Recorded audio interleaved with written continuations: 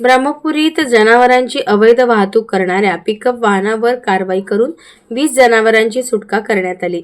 या कारवाईत 3 आरोपींविरुद्ध गुन्हा दाखल करून दोघांना अटक करण्यात आली। मिलिंद कोवे व अफसर अली सय्यद अशी अटक करण्यात आलेल्या आरोपींची नावे आहेत।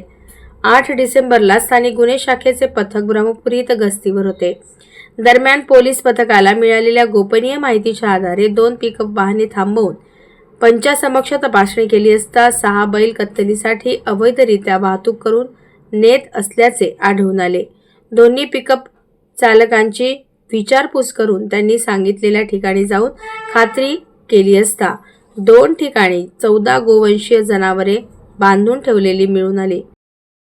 या कारवाईत आरोपींच्या ताब्यातून एकूण 20 जनावरे व 2 पिकअप वाहने असा एकूण 24 लाखांचा मुद्देमाल जप्त करण्यात आला। या प्रकरणी मिलिंद कोवे व अफसर अली सय्यद यांना अटक केली तर अन्य एक आरोपी फरार असून पोलीस त्याचा शोध घेत आहे।